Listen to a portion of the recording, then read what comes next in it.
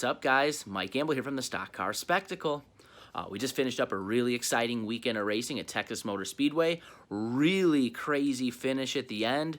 Guys, the streak's broken. We didn't get a pick right this week with Austin Dillon in victory lane, but who could have saw that one coming? Definitely wasn't in the cards for me to pick that one. Just a really, really crazy finish, really exciting. But once again, we're back to racing this weekend at Kansas.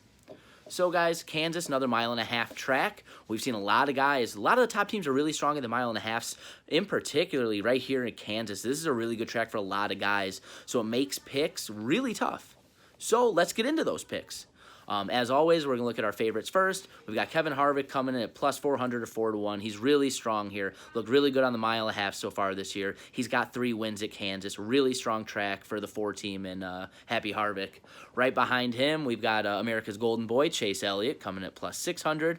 Had a win here a couple years ago. Again, he's having a really good year. Average finish just outside the top 10 at 11.5 here. Kansas is a really strong track for the 9 team. I look for Chase to be strong here this week. Just on his heels, it coming in at plus 650, Martin Truex Jr. Again, a couple years removed from being the mile-and-a-half king in NASCAR. He's looked really good again. Was one of the faster cars the last couple weekends. He's always fast. He's got 2 wins here at Kansas as well. Plus 650 is not a bad bet at all for MTJ. But, guys, there's a lot of value in the value picks here. First and foremost, my guy, Ryan Blaney, coming at plus 800. He has the most points scored amongst any active driver right now on mile-and-a-half tracks this year.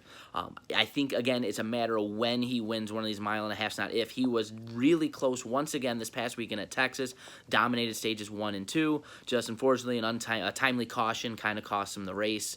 Really couldn't make up the track position. He lost, the yellow coming out right in the middle of the pit cycle. Plus 800 here. I really like Ryan Blaney a lot. Same odds, guy right on his tail, Denny Hamlin. Denny's got 2 wins here, arguably been the best car all year next to Kevin Harvick. We can kind of argue that at a later date. Either one of those two, throw a blanket over him, probably the best car in NASCAR right now. Like I said, he's got 2 wins here and 7 top 5s, plus 800, 8-1, really good odds for the 11 team. Then we also got Brad Keselowski coming in at plus 1,000 or 10-1, another guy with 2 wins here. The Penske cars have been fast. Really hard to bet against Brad. He's looked good since he moved over with Jeremy Bullins. Really good team. I really wouldn't be surprised if we saw the 2-car in victory lane this weekend. And our last pick, I know I had a bunch of value picks, but like I said, guys, there's a lot of them. A lot of good odds from my site that I use. So right on Brad's heels is another really good value play, Joey Logano, plus 1,300 or 13-1 for Joey Logano. You're really not going to get odds like that on such a high-caliber driver. Again, a guy with 2 wins here. And again, another guy with 7 top 5s just like Denny. He's got pretty identical stats to Denny when it comes to that stuff. And look at the difference between the odds, plus 800 to plus 1,300. Joey's been very fast. Again, if Harvick and Denny are the best 2 cars in NASCAR right now, he's not far behind. I really like that play at plus 1,300. Guys, and then we got our long plays here. A couple of guys that look strong. Eric Almirola at plus 1,800. He doesn't have the best stats in his career at Kansas, but he's been strong this year. Just because he hasn't had good performances here in the past doesn't mean he won't this weekend. Remember, he spent a lot of his career in an underfunded 43 team. So maybe he gets going. Maybe he surprises us with a victory this weekend at Kansas. Alex Bowman coming in at plus 2,200 or 22-1. Again, the guy's having a really strong year. The Hendrick cars have been fast. He's looked good on a bunch of the mile-and-a-halves. I wouldn't be surprised if he has a good weekend. And one last long play, we've got Kurt Busch coming in at plus 2,500 or 25-1. 270 laps led at Kansas in his career. He's another one of those guys I've talked about being an if not when it comes to wins. He has a win at Kentucky. Kansas is a very similar track, so if they've hit on a setup obviously at Kentucky once, wouldn't be surprised to see them hit on a setup here at Kansas and see him run well. That's a pretty long play, 25-1. Would be really cool if that played out. So, guys, we're going to get into our stay away driver this week. Guys, we do not want to put money on. I'm going to go back-to-back with this driver. We're going to stay away from Rowdy Busch. Kyle is not having a good season. It's been abysmal for that 18 team. He has looked better in recent weeks, but Kansas isn't traditionally a super great track for him.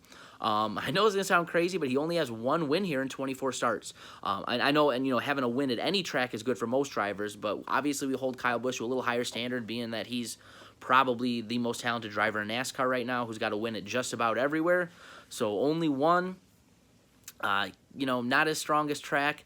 And again, he's having a poor year. Like I said last week on the show, I think he's going to have to prove it to me once or twice here before I take him and make him a guy I'd put some money on at this point.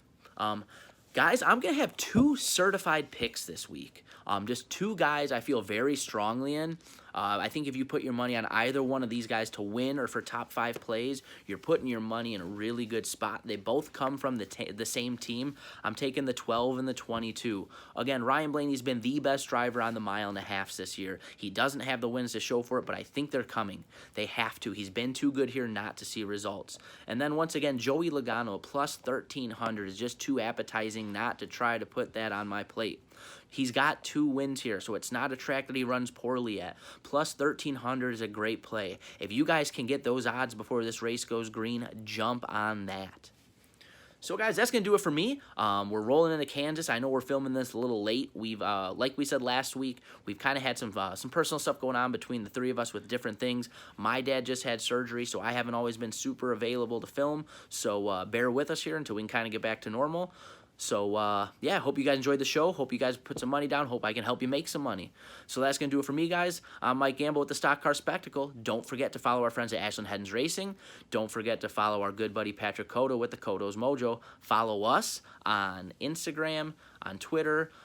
Subscribe on YouTube, like and subscribe. Hit the notifications button so we know you guys are watching. Follow me, Nick, and Ian on all of our personal socials. And we'll talk after Kansas.